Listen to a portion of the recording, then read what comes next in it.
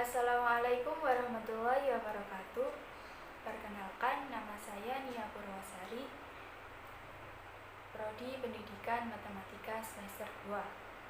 Di sini saya akan menjelaskan tentang teori belajar Bandura. Teori belajar Bandura ini merupakan aliran psikologi sosial yang menekankan bahwa lingkungan kerap kali dipilih dan diubah oleh seseorang melalui perilakunya. Teori belajar sosial merupakan perluasan teori belajar perilaku.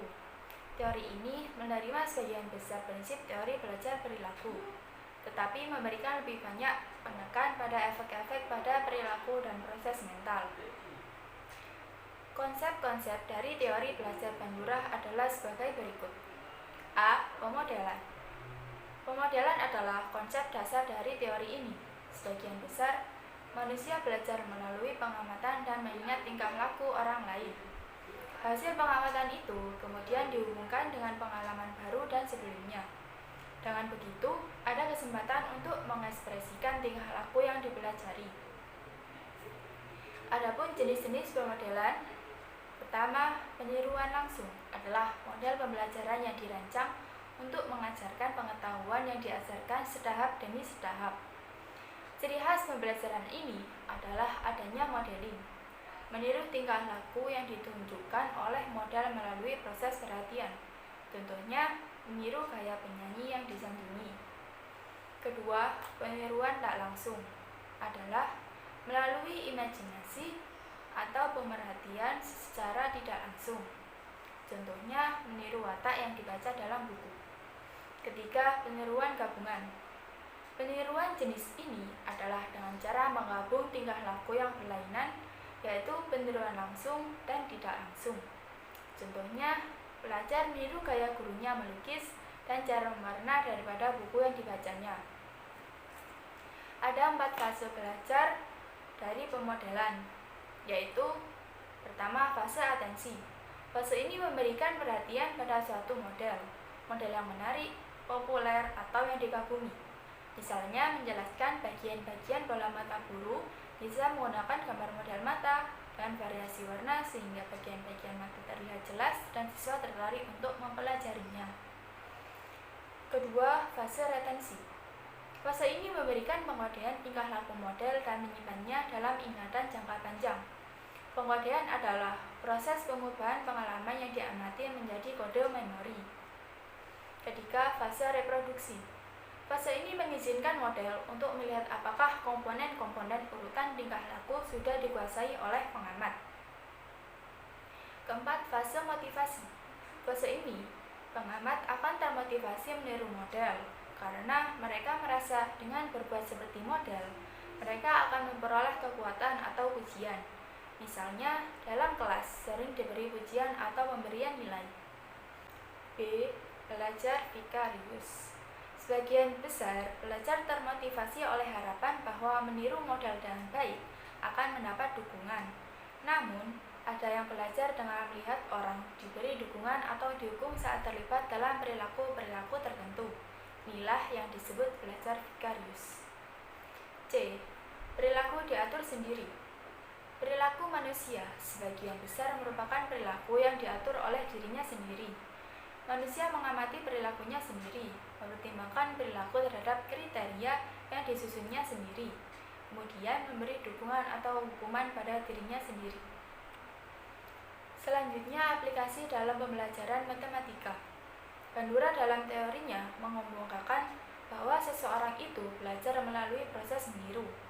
Maksud meniru di sini bukanlah mencontek, tetapi meniru hal-hal yang dilakukan oleh orang lain.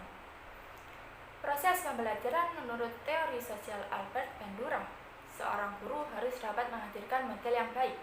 Model yang baik harus dapat mempunyai pengaruh yang kuat terhadap pembelajar, sehingga dapat memberi perhatian kepada si pembelajar. Model di sini tidak harus dari guru, namun tergantung apa yang akan diajarkan. Namun, dalam belajar matematika yang diajarkan adalah berupa konsep, sehingga guru harus dapat menghadirkan model yang menarik perhatian dan dapat mudah diingat oleh si pembelajar. Pengembangan pembelajaran KPK dengan menggunakan teori Bandura.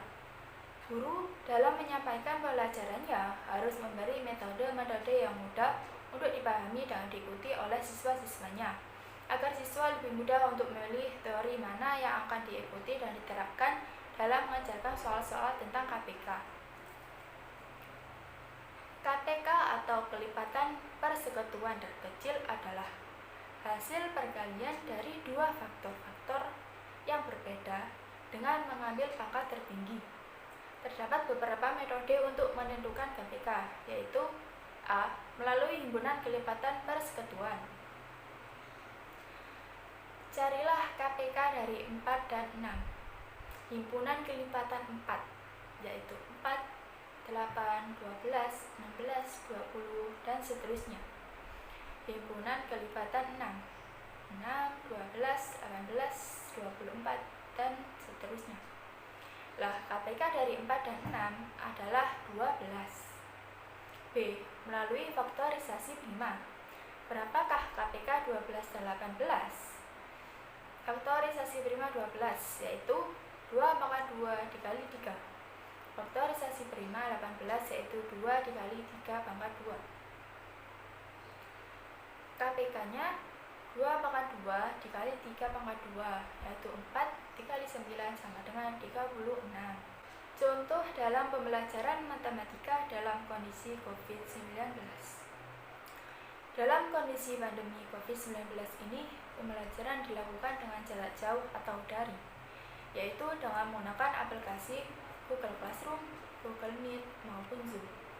Dan cara yang digunakan untuk menerapkannya antara lain memberikan materi melalui Google Meet, misalnya materi determinan.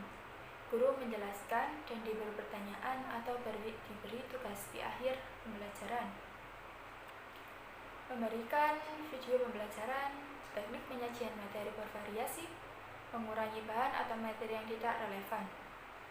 Memberi pertanyaan-pertanyaan ketika proses pembelajaran berlangsung, berdiskusi, dan menanggapi pertanyaan-pertanyaan tersebut, dan sebagainya. Kesimpulan yang diperoleh bahwa peserta didik dalam kegiatan belajarnya selama pandemi COVID-19 ini, mereka masih tetap belajar dengan sistem jarak jauh atau daring, dengan tujuan belajar dapat tercapai dengan baik dan maksimal. Sekian penjelasan dari saya. Apabila ada kata-kata yang kurang berkenan, saya mohon maaf yang besar-besarnya. Akhirul kalam, wassalamualaikum warahmatullahi wabarakatuh.